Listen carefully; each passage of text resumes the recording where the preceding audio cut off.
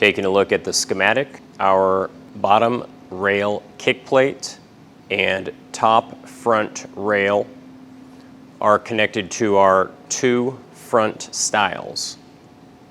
Because this will be connected with end grain, we are not able to glue this and have a good, secure connection. We will be installing two pocket screws. However, we do not want to interfere with our lower shelf. So our two pocket screws need to be positioned to clear the lower shelf, but still allow us a positive connection between these two pieces. On the top front rail, we do not have that same concern, so we just want these spaced evenly apart. And we can then cut all of those pocket holes.